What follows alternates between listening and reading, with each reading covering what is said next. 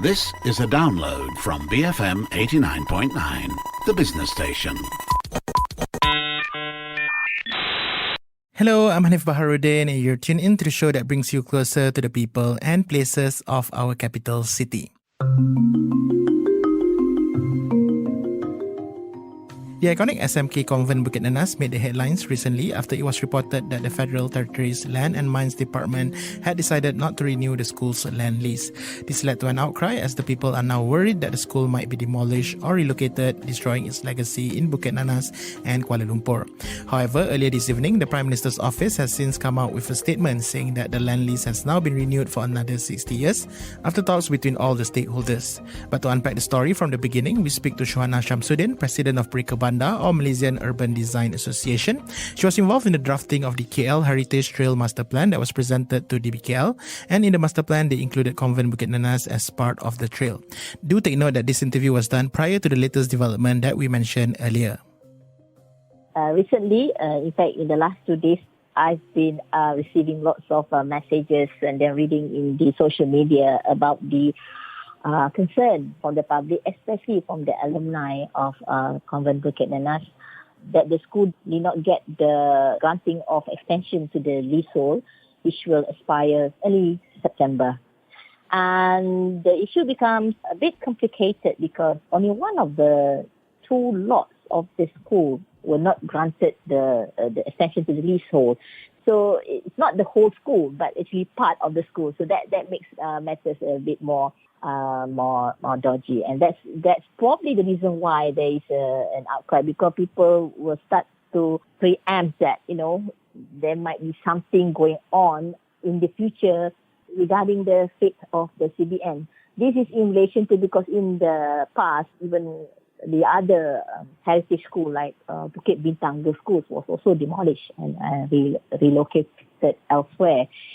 And that actually, I think that was the reason why there is this panic going on, because the people are suspecting that, the same fate will happen to CBN, even though the statement from the Federal Territory says that it's nothing to do with the building going to be demolished. It's just that it will be categorized as a fully funded government school with the ownership being reverted back to the government. But before all this while, Convent Bukit Nanas is actually one of the heritage schools in Malaysia. One of the legacy of the colonial ruling in the country way back in the 19th century. And it has only been around for more than 100 years. So, and it has produced lots of very famous alumni.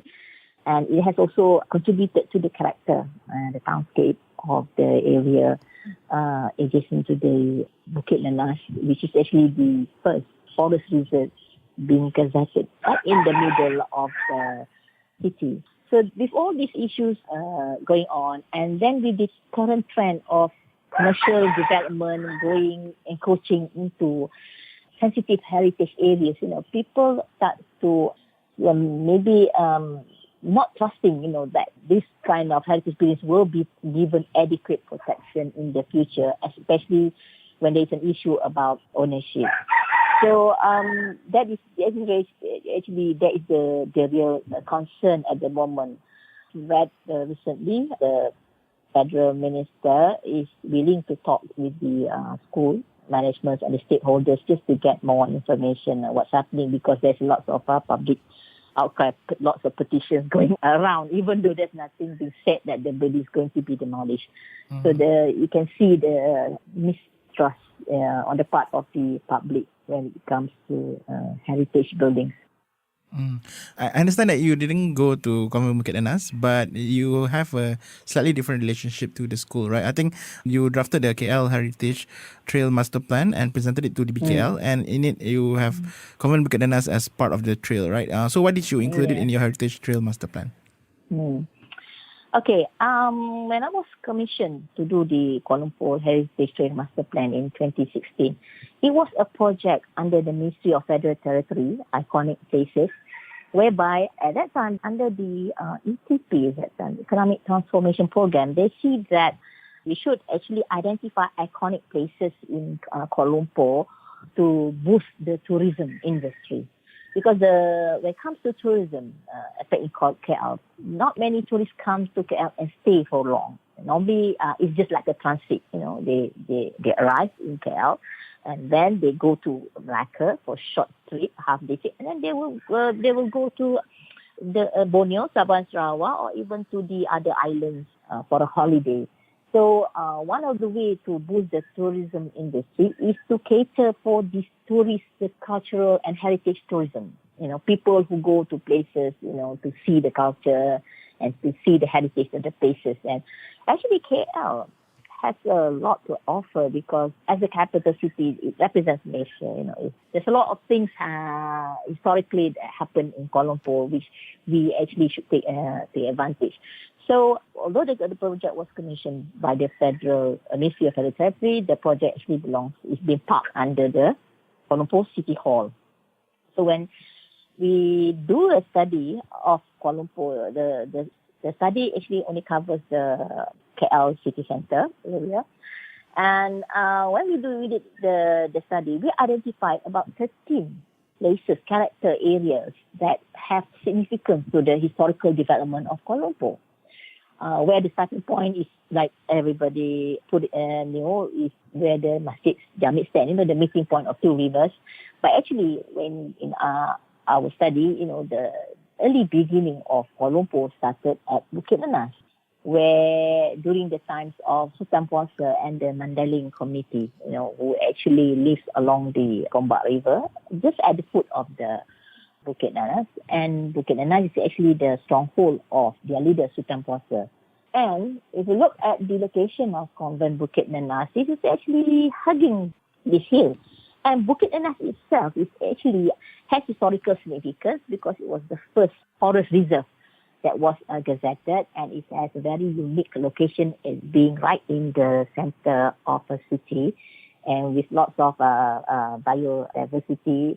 That gives a break to the city residents, when you have nature right smack in the city. And the fact that Convent Bukit Nanas was actually hugging this part of the city adjacent to Chinatown, where the early settlement during the tin mining industry was located. So we identified the Bukit Nanas area together with Convent Bukit Nanas and the other historical buildings that surround the hills as one of the trails, heritage trails that have to be showcased as part of the storytelling of the history of Kuala Lumpur. So it is very important that Convent Bukit Nanas be identified as the place marker. In fact, in this, like I mentioned just now, the Bukit Nanas area, we call it as the urban forest trail because of the character of the area. And it's one of the 13 heritage trails that we propose. And in this particular trail, there are about 26 place markers.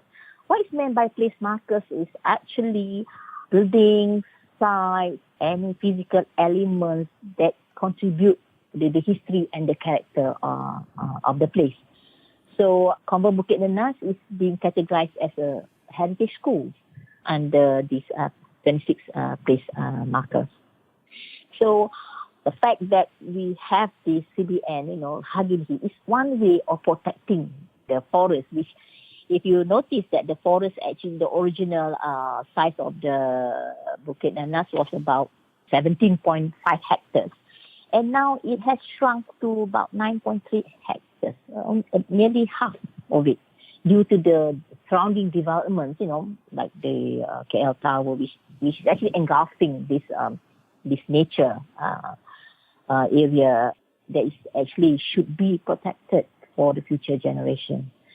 So my concern is that, and I think most people's concern is that if the CBN is not being ensured the full protection from future pressure for development, the hill itself, Bukit Nanas, also will be threatened because at the moment, it's quite protected by CBN becoming one of the contexts giving the setting to the hill.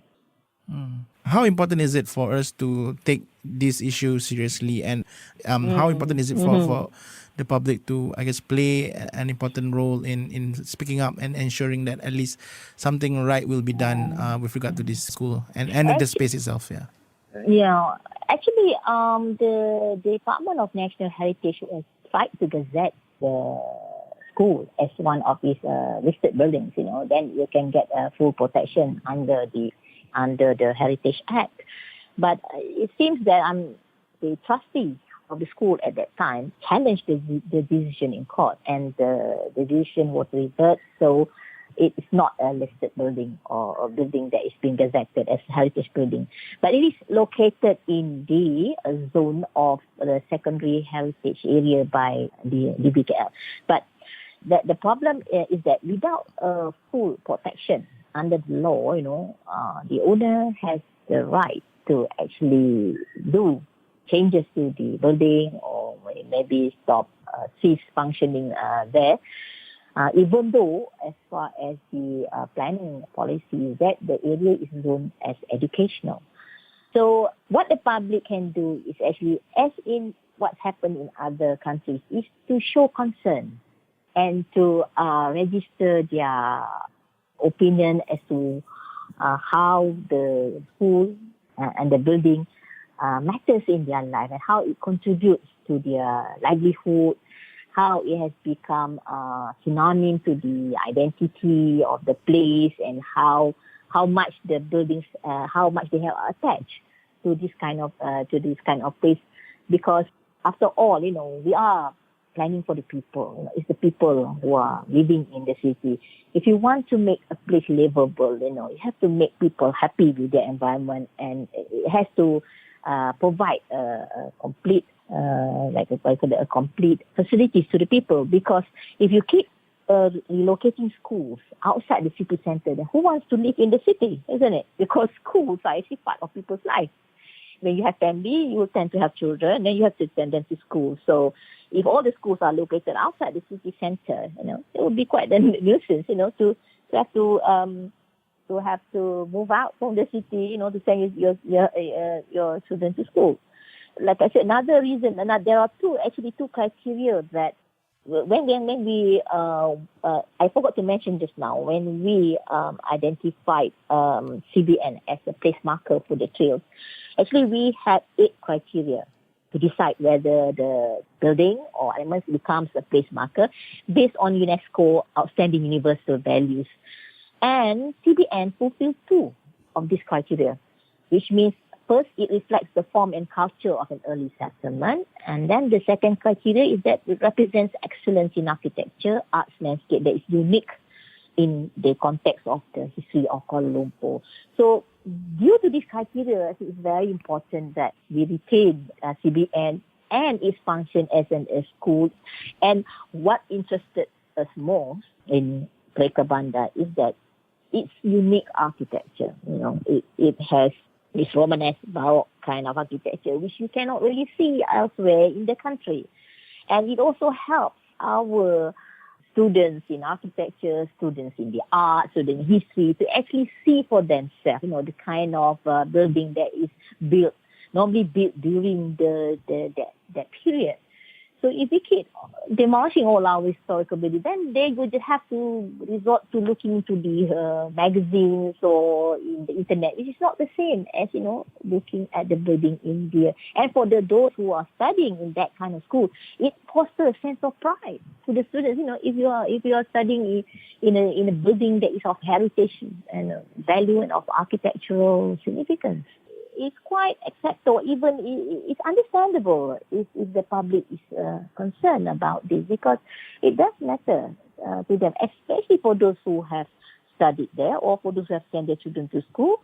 And if you look at the alumni, they have got very prominent people who are alumni of the school. So you can see the contribution of the school. And also, as far as architecture is concerned, if you demolish this building, you can never rebuild it again, with that quality and with the kind of material that they had during that time, or the kind of the craftsmanship or technology of that time. That's why conservation is not just about, retaining old buildings. It's because we are saving a piece of history here.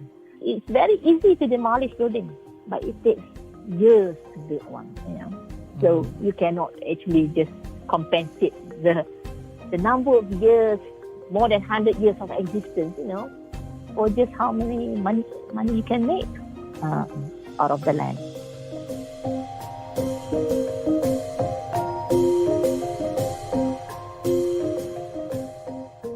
You've been tuning in to I Love KL, and that was Shuhana Shamsuddin, President of Pereka Bandar or Malaysian Urban Design Association. And we've been talking about the recent controversy involving Convent Bukit Nanas after the Federal Territories Land and Mines Department had decided not to renew the school's land lease. However, this evening, the government has said they have renewed the land lease for another 60 years after talks between all the stakeholders.